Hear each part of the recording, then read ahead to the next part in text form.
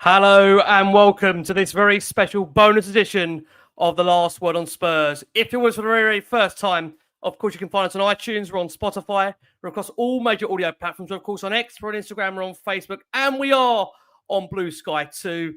Joining me, no, it's not a mirage, it's not a dream. We've got to take him across new seas. Before we bring in our special guest back alongside me for this one, I've got the brilliant Jason McGovern is back. Jace, love to have you alongside me.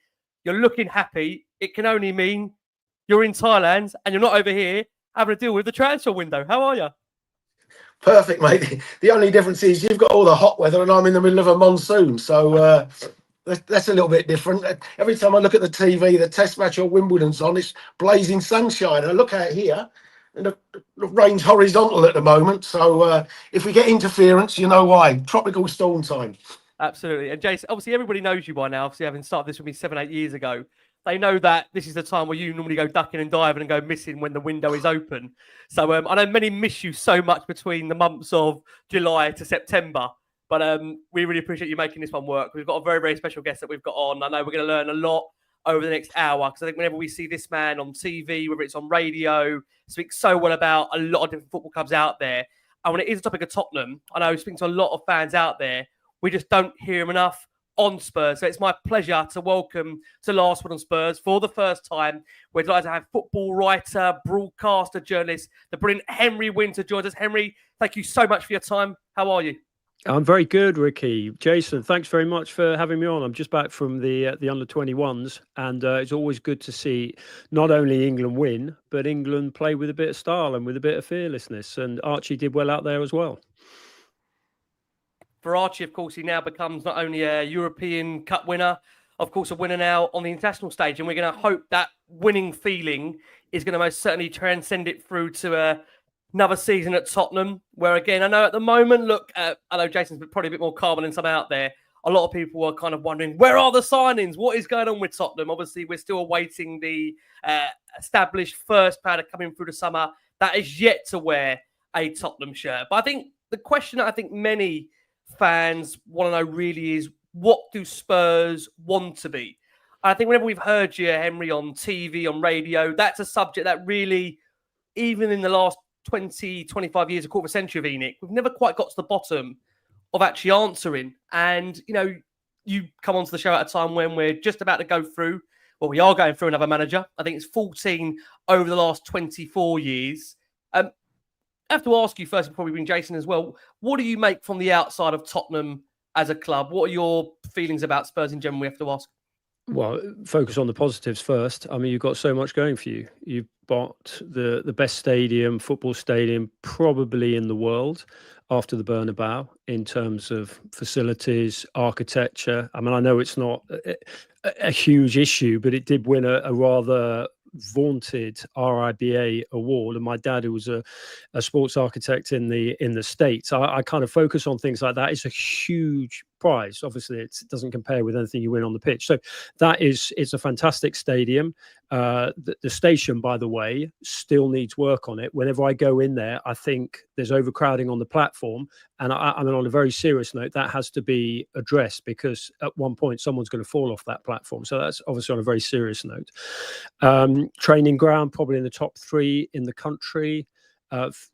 History, I mean, I was very aware of that 81 to 84, that sort of generation there. Been privileged to sort of interview quite a few of your past and present players down the years. There is an identity of Tottenham Hotspur. When you think of Spurs, you know that the fan base, the support, the longing for that to be, all those positives that I've mentioned, to be reflected in proper investment in the squad, and not simply the first team, but the squad as well, because you're going into a very busy season when you're going to need a big squad. Infrastructure is great. All those things I've listed you is great, but everything should flow from the pitch. And concerts, karting, all the other things have to flow from having a successful first team. So it's a long-winded way of saying you've got a lot right. You've got a really good support. I mean, you know, shows like yours. And I was there at the tail end of the last season when I think there was a march on the ground, and it showed the support. over sort of ticket prices and particularly the ownership. And I think I've been doing this job, 40 years next year. And one thing I've noticed in the last 12 months to 18 months is that fans are, between clubs, are putting rivalries aside. And you're seeing City and United fans, you're seeing Liverpool and Everton fans, you're seeing, I'm sure you've been liaising with Arsenal as well over major issues. And I will put ownership. And I think any conversation around Tottenham Hotspur has to come back to owners and what you want. You are the owners of Tottenham Hotspur. The club is nothing without you. The clubs all said that, parroted that when we came out of COVID.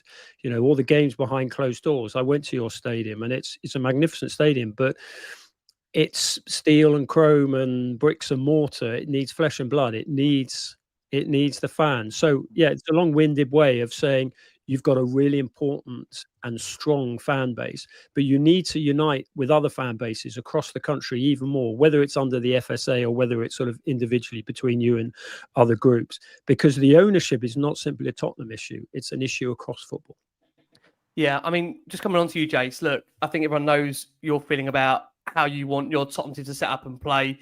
I have to ask you, Jace, how much have you enjoyed a bit of just down period, getting away from the nature of Tottenham? Because I do know last year it was stressing for all of us. I think we all, when we do the podcast, believe it or not, it's actually, I said this in the summer, it's actually meant to be fun. And there were periods where it wasn't quite fun. It was quite challenging for all of us. And having done this over the last 7-8 years, and we've seen a lot of players come and go, a lot of managers come and go. The one constant is the fans. The one constant is, of course, the fact of wanting success being the very top priority. Have you enjoyed just Jace having a little bit of downtime away from it? I always enjoy the summer, mate. That the test matches are on, 2 glorious test matches. Watching the partnership yesterday, you got Wimbledon on, you got Formula One this weekend, you got the Open coming up. I mean, there's so many things to distract you. You got great weather back in the UK. Get in the garden, have a barbecue, have a glass of Sauvignon Blanc and a nice ciabatta bit of bread or something. Go take the kids for a walk, take the dog to the beach. Just enjoy the summer. Get away from transfer windows and things like that. Chill out, because once that season starts, it's a long old road, isn't it? It's 9 months of week in, week out, twice a week games with all the stresses and strains that we go through. So yeah, absolutely, make the most of the summer. I think this is my 4th time to Thailand in 6 months. So take a leaf out of my book and enjoy the rest of the time.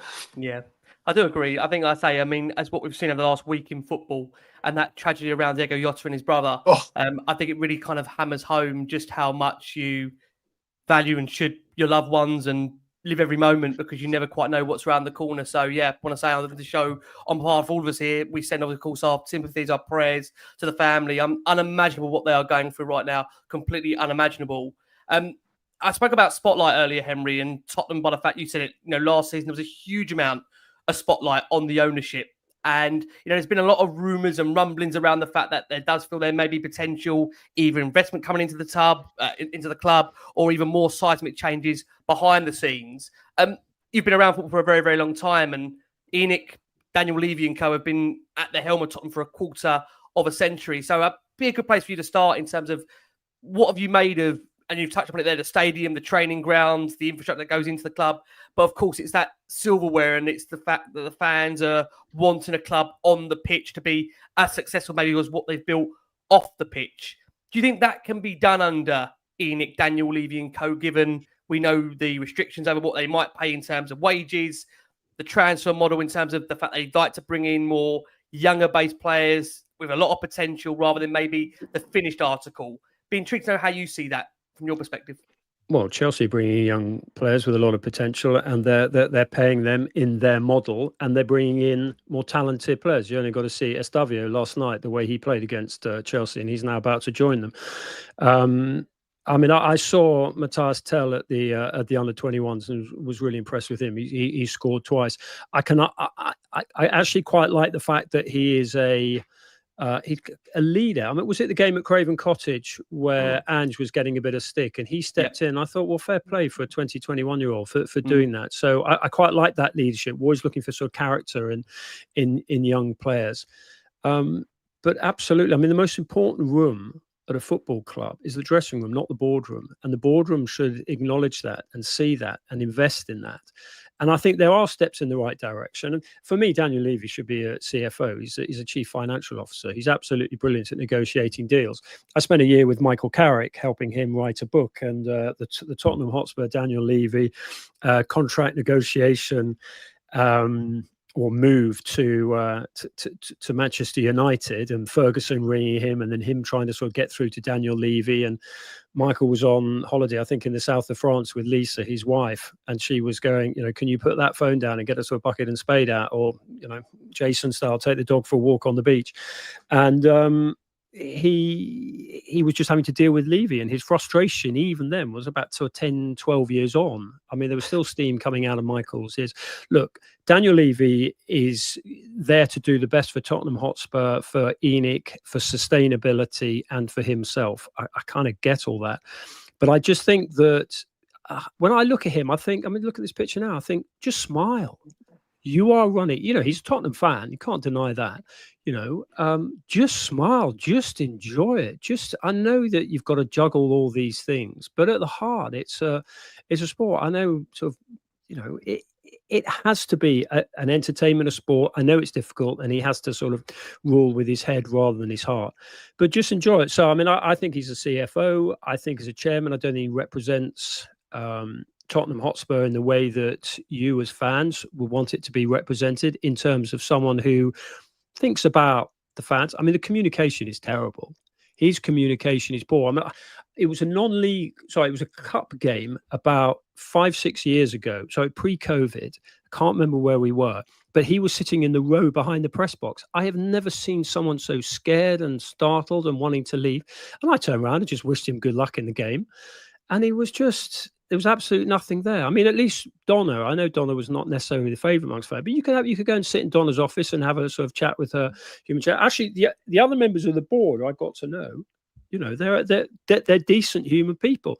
But Daniel, I don't know, you cannot in this world bring your own individual insecurities into the workplace. And whatever it is about Daniel, he seems to do that. And you can't just have your only means of communication, occasional chats to sort of club media and then the Cambridge Union. He needs to talk to you, because without you, the game doesn't exist. Matt Busby said it. Jock Stein said it. The game without fans is nothing. And that should have been, that mantra should be on his desk, particularly post-COVID. And I know there's a move generally to having more tourists in, and you will have a long waiting list. And even if you don't turn up and if you boycott, they'll still have banked the money from the season cards. But still, if things go wrong, you're the ones who are there supporting the team. You're the ones supplying the noise. And look, without getting too specific, 18 to 24s, they're the ones who need to be properly looked after. Because they're the lungs of the club. They're the future of the club. And they're all there to that difficult time of life where college, starting jobs, maybe trying to get on the property ladder, which is difficult enough nowadays. Support these people. And it's something I write about a lot, and I talk to a lot of fans organisation a lot, and I'm glad that everyone's sort of reacting on this. The mainstream media is reacting on it increasingly. But the amount that clubs save from hiking up ticket prices or attacking concessions, and West Ham, to be fair to them, they've done brilliantly on that, the Hammers United and groups like that, as you guys have done as well. The amount they're making is just minimal. Manchester City, I was talking to someone from Manchester City yesterday. He said that the amount that the club were making was probably about £1 million by hiking everything when everything was taken into account. And you've only got to, and what price is goodwill? So look, coming back to Daniel Levy, he's a CFO, fine, get him negotiating on that, get him working on getting the best deals for the club. But just to represent the club and to understand the fans, you are not a supermarket.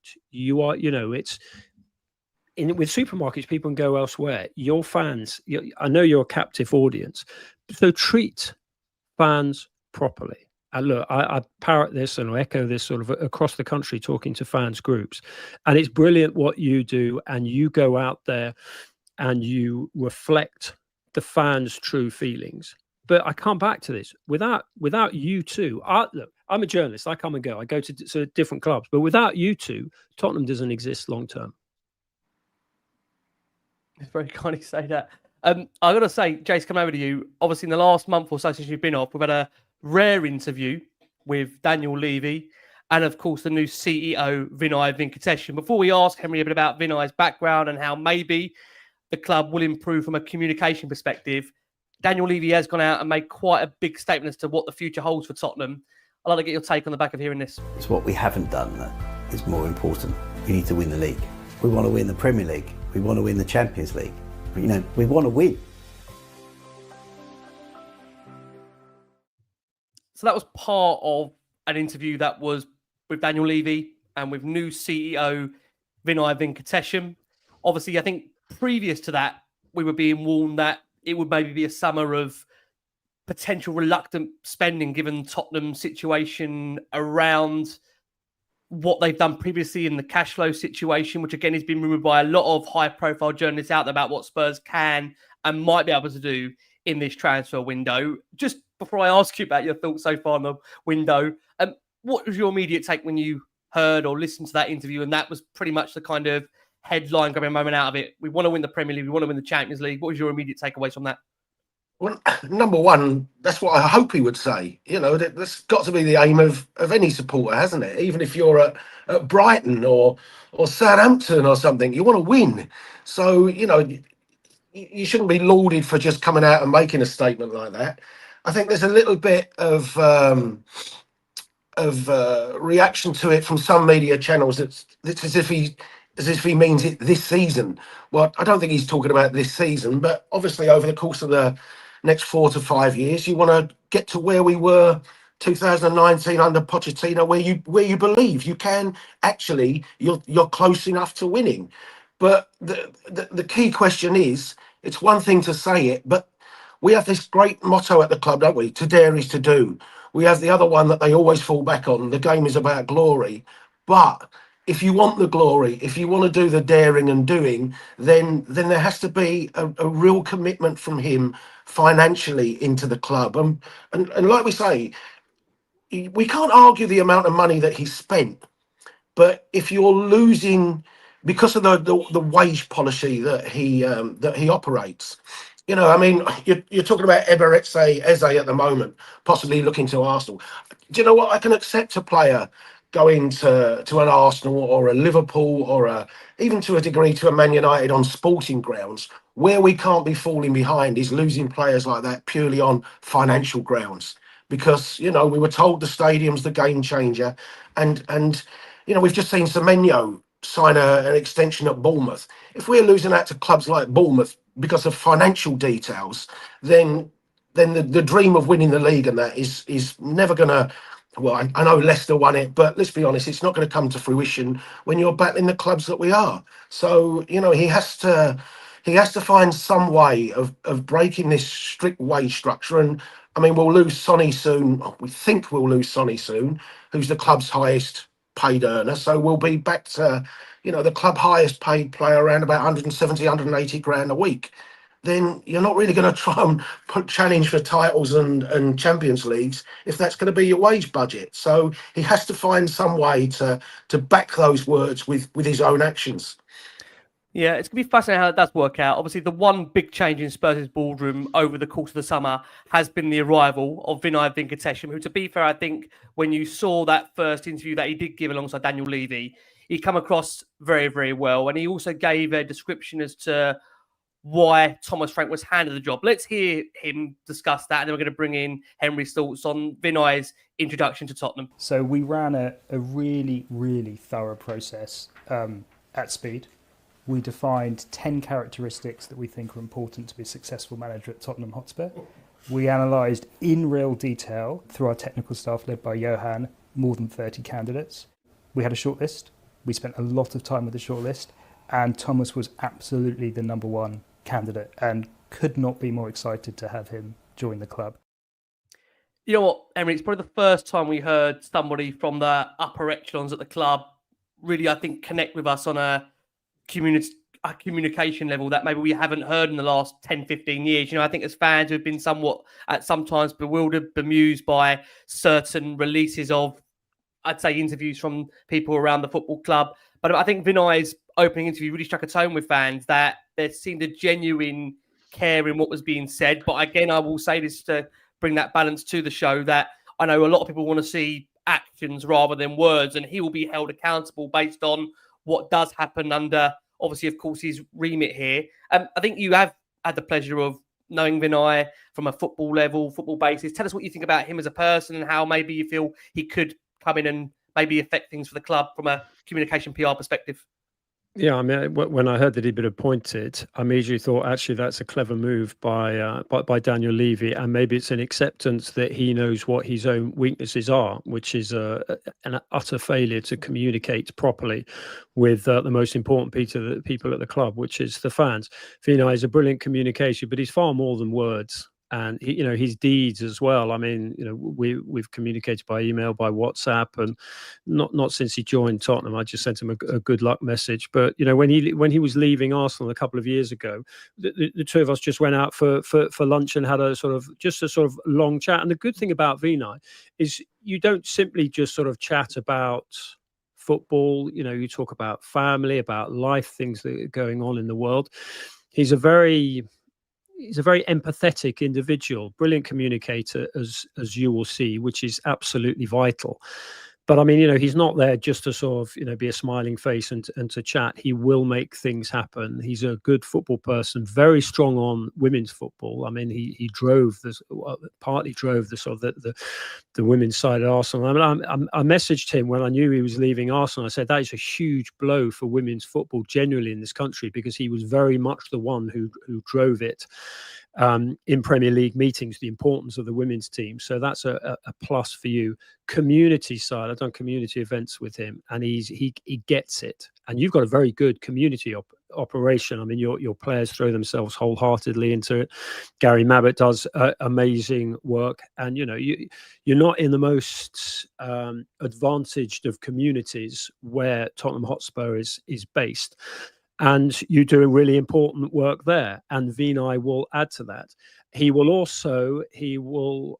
I don't know whether it's a sort of Cambridge graduate connection, but he will communicate with Daniel in long words that probably Daniel likes. And he will say, actually, maybe sort of loosen the wage structure a bit. I'm sure he will come in like that. The two of them, I think the two of them can work well together. And if he was very much behind, as he indicates, the move to get Thomas Frank in, I mean, that is an outstanding appointment with Thomas Frank. So, if that's his first major decision, then that's a pretty powerful one and a big tick. We know the players have just actually, some of them, come back into their first weekend of training. It's an opportunity for Frank to really get a look at the squad, get a feeling about who he wants, maybe who he sees as part of his long-term future. Obviously, we've heard some reports over the course of the weekend, which we'll come on to a bit later in the show, about Heung-Min Son. There is now suggestions that Sonny might want to stay one more season at Tottenham and have the opportunity to play in, of course, the top level of the Champions League, where he'll be leading that club back into Europe's top-tier competition. Obviously, we've got some doubts, which will come on to around Romero's future. But, I mean, Jace, I know one thing you've really enjoyed getting away from is the fact of why are Tottenham not signing any players? And, I mean, at the moment, windows now, I mean, when I think back, I was having this conversation the other day, when the football season used to finish, everyone, I think, would kind of go off for 3 to 4 months, when I'm talking about 10, 15 years ago. And you would just kind of not forget about football, but it wouldn't be kind of in your microcosm of thinking every day, thinking, why haven't we signed a player? Why haven't we signed a player? Whereas where we are now in footballing terms, I think that, you're almost judged from the day the season finishes up until when the window closes about what you have done. And of course, as part of the social media drive out there, we're part of that. And again, fans on here come and have their say about the transfer window. Look, at the moment, it is rather quiet on the Tottenham front. We know there's some whispers of course, them trying to get a deal done for KUDUS, which we'll come on to. But clubs such as Liverpool, Chelsea, City, they've obviously already splashed their cash. The Reds have already spent upwards of 200 million deals for Frimpong, Wirtz, Kerkez, Mamardashvili. You've got City that have spent already over 100 million on deals for Ryan Aït-Nouri, Cherki, Rendes. You've got Chelsea that they've not really stopped, have they? I mean, they've got Liam Delap over the line. João Pedro's now been done. There's talk that they're in for a couple of more players, even KUDUS potentially as well. And you've got United that have got Cunha through the door. It looks like Mbeumo is, if not already done, close to being done. I know you absolutely despise this time of year, Jace. What do you make of the window so far? And people might be losing their heads by the lack of Tottenham's business so far in terms of a higher profile of player coming through. Well, I think we've just appointed a brand new manager. So, number one, I don't know what our transfer budget is, but we have just bought Danso and Tell. So we have got 2 through the door. The fact that they were on loan and they were confirmed signings doesn't change the fact that they're confirmed signings this summer. So there's 2 players that have come through the door. And there's also the third one that we're just waiting really for Tottenham to confirm, haven't we? Because I think his Japanese club have agreed it. Yeah, so, right. you know, right, Tottenham to a degree, Thomas Frank will have totally different targets in his mind and different thoughts to what Ange Postecoglou had done. And as you said, we're at a stage now where he hasn't even conducted a single training session yet. So when I hear this thing of supporters screaming, oh, back the manager, should be signing him. He hasn't even had a training session with the squad. So if you want him backed, let the bloke have a couple of weeks to see what the squad is. Let him think, I tell you what my transfer budget is. Let's say it's 150 million, whatever it is. He thinks I've already spent 50 of that on Danso and Tell, so I've got 100 million left. Where do I best want that 100 million spent? You know, and we're all saying, go and get 𝐤𝐴, go and get KUDUS. In fact, go and get both of them. Well, when you've just signed Tell, you're not going to try and go and get both of them, are you? You know, Johnson last season, apart from scoring goals, didn't do much. But this is a player that Thomas Frank was bidding 40 million quid for at Brentford and wanted him in the side, really, in front of Mbeumo. So he's hardly then going to change all of that around, is he? What role does he see for Brennan Johnson? Does he see him as back post Brennan like last year, or does he see him through the centre more? So let Thomas Frank have at least a couple of weeks to assess where the squad is, because I guarantee you, and we see this with any managerial change that we at any club. You saw it with Liverpool with Gravenberch last year. How a player that was deemed as you know, we Liverpool fans will say, well, we need the number 6, and suddenly Gravenberch filled that role. So there will be someone at Tottenham that will have an entirely different role, and somebody that we're probably looking at as you know, available for transfer will suddenly become a big part of Thomas Frank's plans. And there'll be someone at Tottenham that we look at as an untouchable and you know, a player that we definitely want in the side.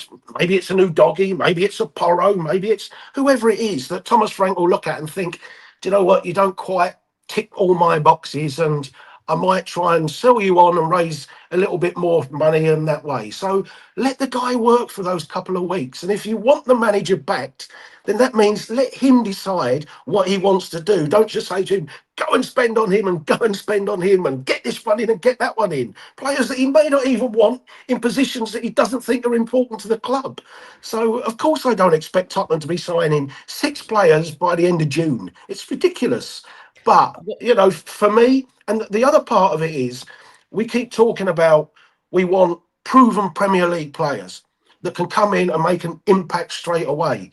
Therefore, if you sign them on the 1st of August, there's still plenty of time for them to get ready for the season. It doesn't have to be done before they even go on a summer tour. It's in an ideal world it is, but if you're signing players like that don't need that adaptation period, just let the transfer window play as it does. But just like I say, make sure you get the ones that you want in the door at some stage, rather than just rushing for anyone like it's a game of supermarket sweep.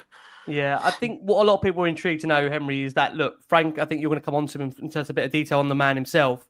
You know, he's worked under quite a relatively structured, maybe it's wrong for me to say the word comfortable model at Brentford, but certainly a man that does appear very much in control of what comes in and comes out of that club. And at a club like Tottenham, that you want me to tell you, just the turnover of managers is enough to show you just how kind of at times there's been a real instability around being able to have somebody there at the helm for a very long time, probably since dating back to Pochettino. How much of a, not only step up is this for Frank, but how much on an exposure level is this going to really surprise him being at a club like Tottenham and maybe not being at the complete forefront of having the 100% green light on players coming through the door? How do you see that working? Well, I think when he was at Brentford, because of Matthew Benham, has got a far more sophisticated recruitment model. And but what he does is he's a very good coach, and so the players that he is given, that he inherits. And I take Jason's point that, you know, he needs time, but he will know. I mean, he's been working in the Premier League for a while. He will go into Tottenham Hotspur probably knowing how he sees which players fitting into to his system and who he needs to bring in. He's a very smart guy like that. But his coaching, I mean, you know, I got to know him a bit. I've spent time at the training ground and watched him train, and long enough, i.e. with no cameras there, just to see him in his sort of native habitat and how he works with players, how he coaches. And remember, it's not simply him. You know, Justin Cochrane is a fantastic signing for Tottenham Hotspur. I know you know him well because he worked in the academy. Yeah. But I've seen him with England, and I've seen him at Brentford as well. And the players really respond to him. He's very innovative. I don't know whether he wants to be a number one day. I thought maybe if he'd stayed at Brentford, he would have pushed Keith Andrews for the role. And Chris Haslam as well, you know, a very good sort of sports scientist, or more performance expert. So he's bringing in really important people, but just on who will obviously sort of assist with the coaching, but just Thomas with his coaching, you can see it. I was watching, was it last year, I think it was, or early last year, I was watching a training session, and he was sort of overseeing things, but having a quiet word here and there. His man management is brilliant. I'm sure you've interviewed him, or you talked to him, or been in press conferences with him. He's very good with the media. I mean, it's kind of a Danish thing, but I think it's particularly at him because also he's taken time to get in. So I think he's got so much to sort of say, and, you know, you can go and have a beer with Thomas Frank. I mean, that probably won't happen so much now, but you could do it at Brentford, and there a lot of, well, certainly the old ground, there were a lot of pubs there. And a very engaging character, and you could talk. So I mean, I remember when he first moved to Sunderland, I went to see Dean Smith, and I just sort of popped in and sat in his office and just chatted to Thomas, just to get to sort of know him a little bit better. And I said, "Oh, how are you finding life? Where are you living?" And I think he was living in Putney at the time. And as a kid, I used to do this towpath run, and we was talking about this towpath run, and he was just the sort of the human element to him. And you can see why players will respond to that, why staff will respond to that. Very engaging individual. So just coming back to your point, that man management is huge. He will, particularly when you got young players, you know, maybe they're settling in, maybe they're sort of finding their feet in life, let alone in football. He'll be fantastic on that. There's a very sort of paternal mentoring side to him, but also as a coach, he's outstanding, and he will coach them. And I remember being in the kind of a sort of boot room at Brentford, where the players come in and sort of kick off their boots and before they go into the sort of dry area. And I was sort of sitting in there trying to sort of keep out the way, because I was actually waiting to see Matthew Benham. And Thomas Frank came in with the players. And what was fascinating is the responsibility level that he gave to each player. Now, it's partly because of their recruitment. They recruit characters who are leaders as well as good players, Norgard, players like that, and Mbeumo, others as well. Tony's a strong character, but it was really interesting listening to them. It was like having sort of 6 or 7 managers in there, and very much he's at ease with that. He doesn't have to be this great sort of martinet figure who just says, you know, it's my word only. He's a very good listener. Echoes of Vinai here. And all the players were in there making points about training, and you could have done this in a very sort of collaborative way. And he encourages that. So look, it's different when you've got younger players who may be sort of slightly quieter, but I think he will give individuals responsibility. So they will absolutely respond to him on a human level and a tactical level, and the way he gives them responsibility. So that's a long-winded way of saying you've got a very good manager. And you think just on that, Rick, you know, I kept saying last year, didn't I? I'm big on players taking far more responsibility than some of those performances in those 22 defeats. I had the feeling they hid behind the pressure that Postecoglou was on, and it was like they surrendered on the pitch as well. And a lot of those 22 defeats should never have happened if you had players taking responsibility. And you know, I know there's no Roy Keanes and John Terrys and things like that, but some of those things that were happening last year would not happen with a proper group of players taking responsibility. And that definitely is something that I want to see a big improvement on, for sure. Can I say just one thing on that? I do think there are younger players who do that. You put Elliot Anderson in your midfield and you go up 5 places in the league. Interesting. Yeah, I mean, I think, this is the thing with us. Gibbs White is another one. You look at Gibbs White. He takes responsibility. Yeah. It's about obviously not only just the age of player you bring, it's the profile as well. And I suppose this is obviously a key thing, Henry, is we've seen a lot of managers come to Tottenham not necessarily given the tools to do the job. It's one of the advantages of someone like a Thomas Frank, and maybe we think back to someone like a Pochettino.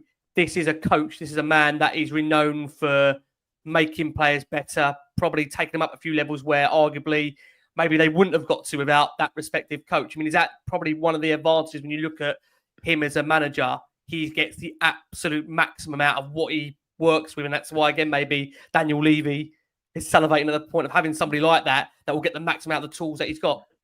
But then you look at what happened with Pochettino. I mean, that frustration when you really should have kicked on, when you were in that key moment. Of course. And I mean, it was very clear that, the smoke signals coming out of Pochettino, probably smoke coming out of his ears, and we all know Pochettino and we like Pochettino. And you could absolutely understand his frustration. And I hope that you don't get into that situation again. I hope that Daniel Levy's learned, because he lost an exceptional manager in Pochettino, who I thought was a very good fit for Tottenham. And okay, maybe you have better players then, or more experienced players. But I think Vinai will be that buffer between them. Right, interesting. And I know I keep coming back to Vinai, but I think he's such a shrewd appointment. Right. But yeah, look, Thomas Frank can fight his own corner, but it'll help having Vinai in there as well. Yeah. Listen, we have to hope so. And I think as part of the job that Frank is walking into at Tottenham, there's some massive decisions that he's got to come into in day one of the job, which we know has already started over the course this weekend. He had a few players back there. Obviously, one of the reports are suggesting, I know, Jason, we're coming towards the end of Sonny's career. We've loved Sonny, of course. I think he'll go down most certainly as a legend of the football club, giving us over a decade of real, genuine loyalty where, let's be honest about Sonny, I'm sure there have been massive opportunities for him to move elsewhere, given times that Spurs weren't in their greatest periods. But he has overseen, of course, the obviously end of a trophy drought, 17-year wait for a trophy, the fact that we've now ended a 40-year wait for a European trophy. Just what's your feelings, Jason, on the reports we're hearing over the weekend that Sonny potentially is now weighing up to stay at Spurs for a further season and really having the opportunity to once again play in the Champions League? What's your feeling on that for you, if that does materialise? Well, I definitely think there is still a place for Sonny, certainly for another season. I think the demands on Sonny, will be slightly different.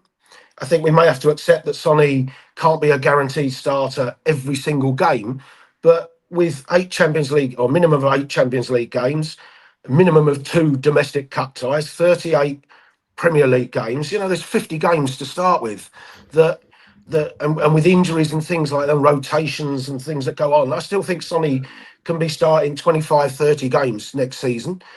And with maybe a slight little tweak in his role that Thomas Frank sees, Sonny can still have a big impact at Tottenham. And let's also not forget that Sonny's next competitive game is a cup final. And if he lifts that trophy, he'll be our second or third most decorated captain, after Stevie Perryman and Danny Blanchflower. So, there's not too many Spurs captains who've lifted 2 trophies, so it's a great opportunity for him. And I think his experience around the club is we talk about players knowing the Premier League. He knows the demands of the Premier League. He knows the club. But I think with Sonny, he's earned the respect and everything from the club that you can't be a charity case. But I think if you sit down with him and you say, look, I think you can still play a big role here, but you probably aren't going to play every single week. I might take the captaincy off him after that Super Cup final for giving it to someone who's going to play week in, week out in the Premier League. But there's certainly for me a role. But if he chooses to go, then I'd hope we don't even charge a fee for him. Let him go where he wants. He's earned that right. But Daniel will probably still look at it and think I can take 20 million off of somebody. But I just think he's earned the right to reflect on his time at Tottenham and do as he pleases almost. But for me, I'd hope he stays and sees out that year. I know everyone thought he was in the demise last year. He played the second half of the season carrying an injury. We know that now, which probably affected some of his performance.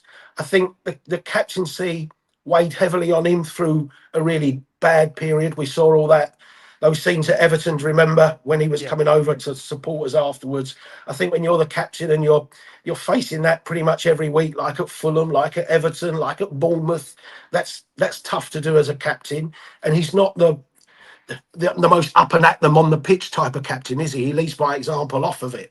So I think free from the captaincy, but I do it after the Super Cup final. I think let him have that and then let him just become the player that he was for most of his time. But he can still play a big part. I'm convinced of that.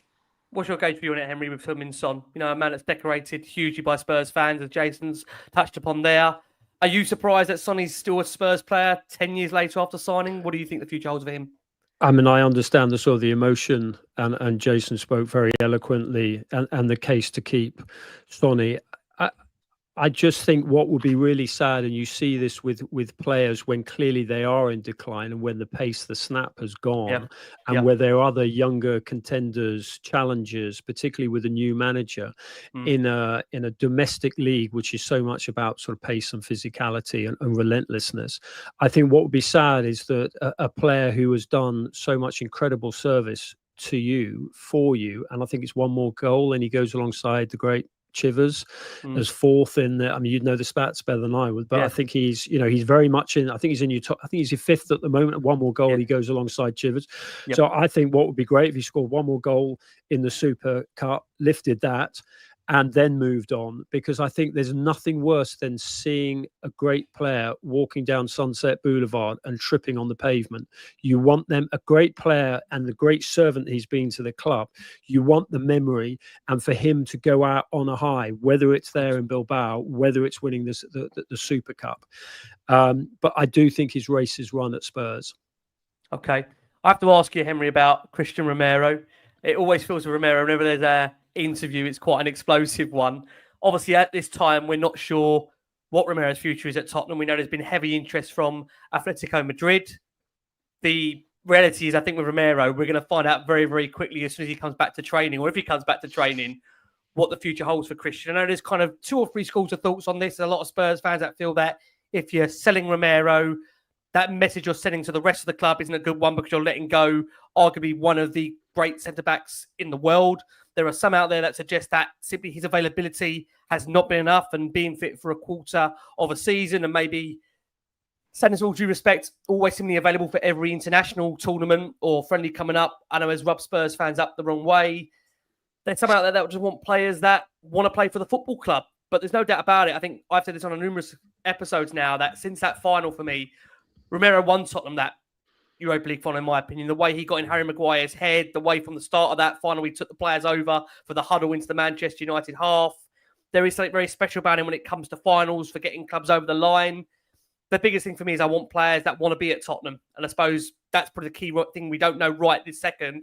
Does he want to be at Tottenham? How do you see the situation maybe playing out, Henry? But Tottenham were quite a dysfunctional club last season, and maybe I could understand his frustration. I think he spoke out about the need for more investment. He was completely right. You know, absolutely right. Absolutely. He's a winner. He's a winner. He's a leader. You need more of his mentality. I think Diego Simeone probably should have shown a little bit more respect to Tottenham Hotspur Football Club and not spoken out. I think he actually did speak out about him. But yeah, I mean, the fact that Simeone wants a winner like that, and, you know, you saw what he did with Trippier. I think that, you absolutely have to hold on to him. I mean, did he get Europa League Player of the Season last season? Or yes. Certainly he was in contention for it. Well, there you go. Yeah. And look, your point about him always reporting for international duty, that shows that he doesn't really have an injury issue. It's an issue with maybe the manager or issues at the club, which I think will be addressed with it, if he has a good sit down with Thomas Frank, who says to him and said, listen, I want to build around you because you're the rock of the defense, as you say, showed that in Bilbao. And listen, don't disrupt going into a World Cup year by moving to another club. You are settled here. You're going into the Champions League. We're building around you, and then maybe have a fantastic World Cup and then move on or whatever. But no, you have to hold on to him. I agree with the Tottenham fans that you've been talking to who said what a terrible message it was sent out if you lost. I mean, was he your player of the year? Who was your player of the year? Kulusevski, I think Bergvall, wasn't it? Bergvall. Bergvall. You see, I love Bergvall because even in those early games when he was giving the ball away and he was getting rolled up by the goalkeeper, I thought, well, at least you're trying. So okay. So Romero's in your top 3 players last season. You cannot let him go.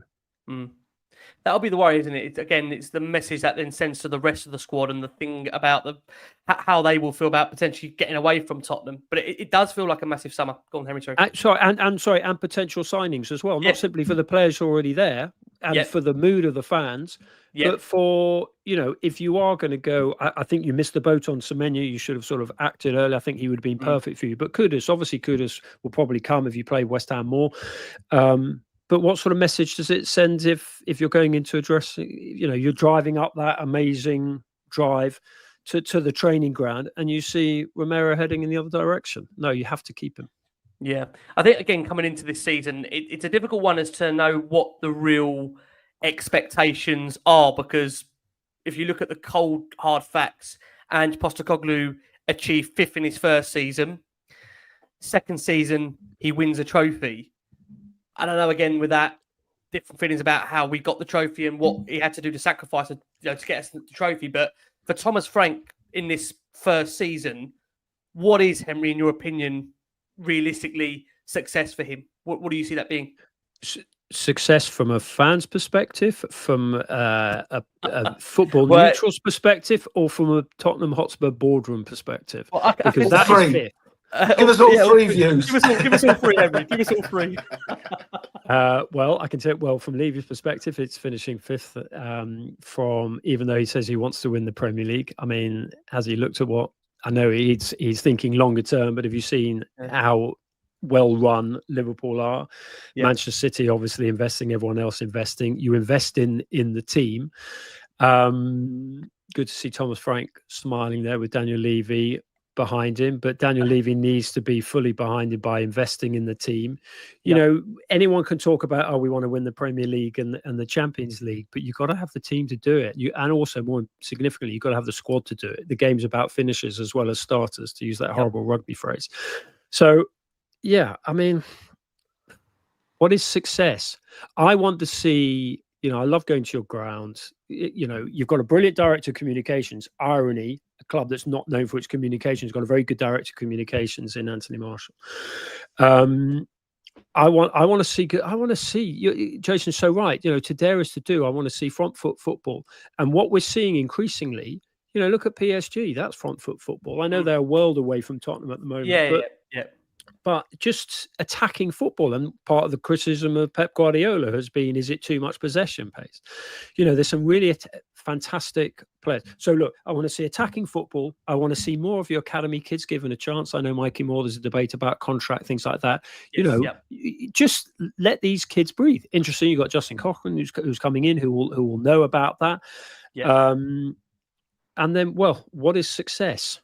I mean, if Thomas Frank wins a trophy, I will be absolutely overjoyed because I like him as a person and as a manager. But I have to say, I would be surprised.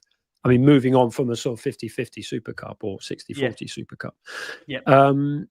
So, 70-30 probably Super Cup, respectfully. I don't know. I mean, the irony is that there will be a conversation later in the season about Ange. Ange left us with a trophy.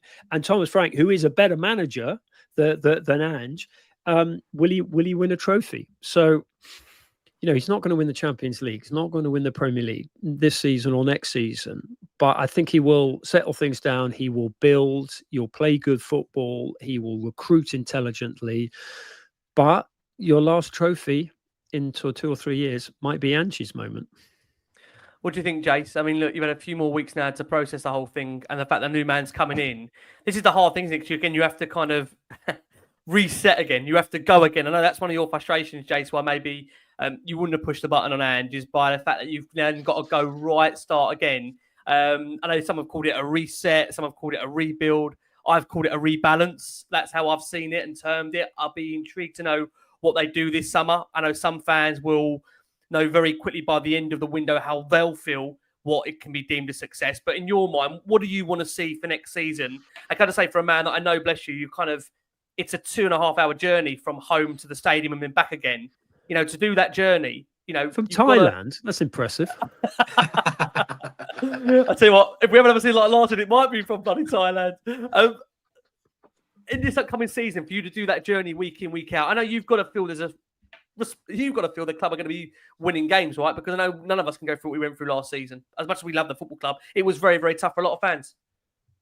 You got to be winning games, but you know, I've always said it. The style of football for me is huge, because when you do make those, when you travel, and it doesn't matter where you travel from, but you get the train, it's piddling down the rain, it's freezing cold, it's a Wednesday the 2nd of February type of game. If you're going to make that commitment to go, you want to at least see something that makes you think, do you know what, this was worthwhile, you know, and to watch some of those games under Mourinho type football where you're just hanging on at home to a relegated team, petrified to come out your own half, petrified to throw 3 people forward because you're 1-0 up with 20 minutes to go. That's not what I make that journey for. So front foot football is always my number one thing. That club motto, to dare is to do, I take that on board.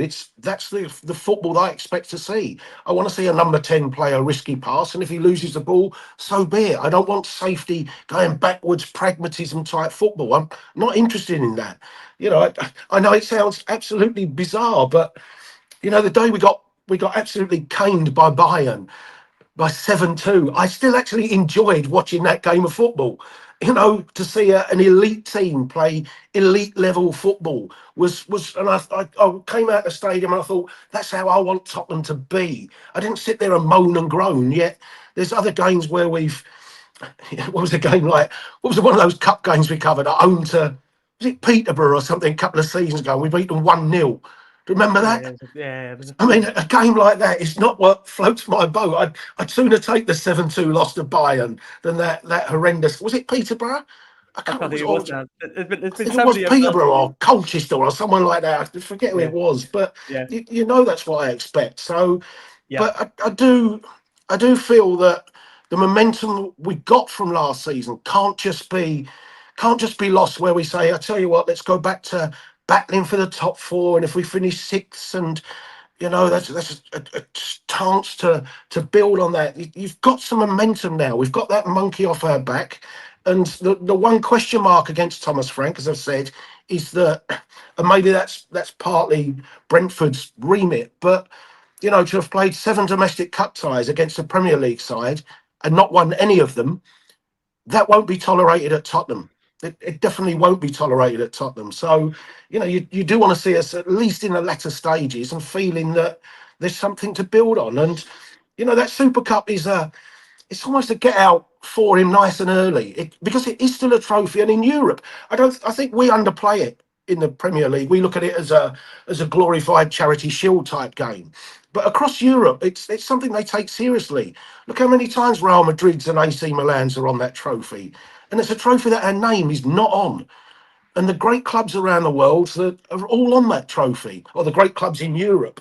So, and I'm probably I disagree with Henry that I think if PSG reach those latter stages, I think there's a fantastic chance because of almost the default mechanism that's got to give them 3 weeks off from that Club World Cup final to go back into training more or less just a week before that against a side that's had 6 weeks to prepare for it. And we know elite level performance, elite level of fitness and match preparation and things is a big part of sport, regardless of abilities. So I think there's a great chance for Thomas Frank to land that, which then at least gets him that trophy and buys him time then that if something goes wrong in the 3rd round or the 4th round away at Blackburn, somewhere like that, you think, but he's still got that trophy in the thing. So I think that Super Cup is a big, big game for Thomas Frank, and a fantastic chance to get some silverware early on, and that will relieve some of that demand and pressure off of him. Yeah, it will be fascinating when it rolls around. I mean, Henry, just a final question I'll ask you. This group of players, they're winners.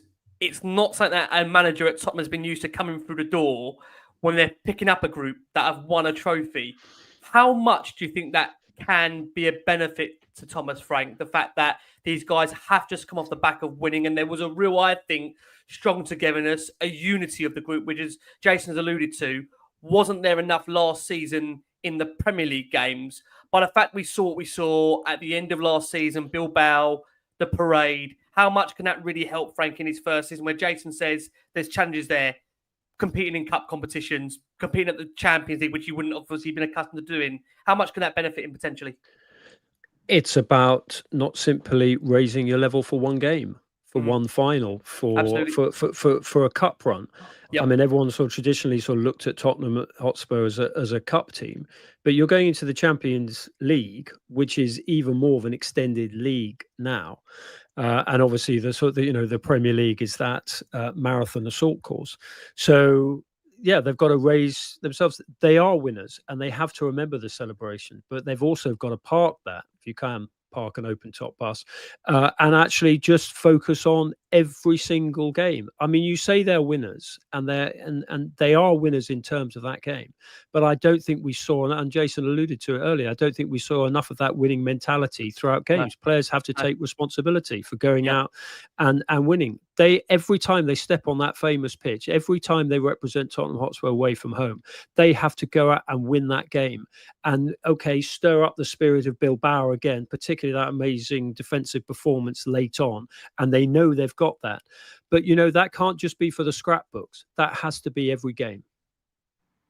Absolutely. Absolutely. Henry, it's been an absolute pleasure. I know we don't often hear you do an hour of Tottenham. God, we wish we could have more Henry for more than an hour of all things Tottenham. We know it's always a busy summer for you. Are you enjoying a bit of downtime now, Henry? Have you got anything planned throughout the summer? I'm writing a book, a couple of books actually. I got the radio show at the weekend. And I mean, I would love to sort of disappear and walk the dog on the beach at Thailand. He might be slightly surprised rather than going for a walk around the local reservoir. But I'll have to get my passport first. But no, I mean, football is, where would our life be without football? And also, and completely echo your wonderful sentiments at the start of the show. What happened to Diogo Jota and to his brother Andre Silva, and what his family's going through and what their parents are going through, puts everything into perspective. Yeah. And the only one bright element for that is that it just shows the compassion in football, the unity in football, the fact that everyone in football, Tottenham Hotspur sending out message to Liverpool, to the families as well, fans individually on social media forums, absolutely do that. So look, it is a great in general. All of sport as well. I think Wimbledon aren't Wimbledon allowing or change the dress code or something today. That's 150 years of tradition and things. So absolutely. Yeah. But you're right on sport, on football. We are incredibly fortunate to be able to cover it, to be able to talk about it. You two obviously incredibly emotionally engaged. And do remember that the future of football really lies with you and your passion and the supporters fighting, taking on the owners over issues, whether it's general ownership issues or whether it's over with ticket prices, because without you the game doesn't exist and I don't have a job. Henry, and I think that's important, Rick, because we saw some terrific stuff for a change for Tottenham last year. And obviously they deemed I think they would have done something on the last home game or the Palace home game, and obviously having won a semi-final and then won a cup final, it was, you can't really be seen to be marching up and down the high streets and such. But the momentum that they picked up last year can't be lost, because just because we've won one Europa League trophy extra doesn't actually change how we look at our football club. The demands on our football club, how we want our football club to be, how we expect it to be run is still very much there. That one trophy doesn't change that. So, I look forward to change for Tottenham's next next event. I mean, you know Billy. I'm sure you'll speak to Billy enough soon. But Yep. we can't allow that momentum. And I think some of the changes we've made this year off the pitch, you know, is a sign of that having an effect at Tottenham. It's perhaps too much ever to expect it to see Daniel step down or something, although one day he will do. But that feeling, that the demands from the supporters of saying this is not good enough, I think there was some of that starting to reach him, and some of that pressure, and some of those changes he's made are partly because of that. So don't lose that momentum and keep pushing on everything. As Henry said, the concessions for seniors, the way that the atmosphere, that's a fantastic stadium, but we have to find a way to get more atmosphere into it, real atmosphere, not forced atmosphere, not fake atmosphere, but a genuine atmosphere in that stadium, because it can be fantastic when you saw that for the Bodo game and the Frankfurt game, when it was absolutely rocking, and it needs to be that far more often. Yep. Henry, I'll give you the final word to you. Thomas Frank, a man you know quite well. Vinai Venkatesham, a man you know quite well. Could we be on to something very, very special here, potentially? How many times have I said that to a wonderful journalist? Yes, but Daniel has to back them. Yeah. Yep, it comes back down to that, isn't it? It's most certainly actions over words. I want to say a massive thank you, Jace. We'll let you get back and enjoy the rest of Tyre, where you are always smiling. Henry, it's been an absolute pleasure having you. I'm also 5 off o'clock now. beer time. I'm also off now for a couple of weeks. I'm going to look to enjoy some time with the family away for a couple of weeks. But I want to say a massive thank you to everyone that has been, obviously, of course, the journey was on Last One Spurs over the last 7-8 years. I mean, when I say this, that having wonderful people like Henry join us, you know, if I think you said to Jason, me and him 7-8 years ago, we'd be having this kind of caliber of guest on this show. I think we both would have laughed and joked, but it just shows the journey of the progress of the podcast it's been on, and the fact that we've got wonderful people like this joining us. So I want to say a massive thank you to Henry. Guys, we'll be looking after you if anything happens around Spurs over the next couple of weeks. It won't be my dulcet tones. It'll be the wonderful Matthew Hayes who's going to come back and look after you and take you through the transfer window. Definitely not Jason. He'll be staying firmly on that sun lounger. But from myself and Jason, we're handing over the reins. Henry, it's been a pleasure from us all. Keep safe, keep well. And as always, come on, you Spurs.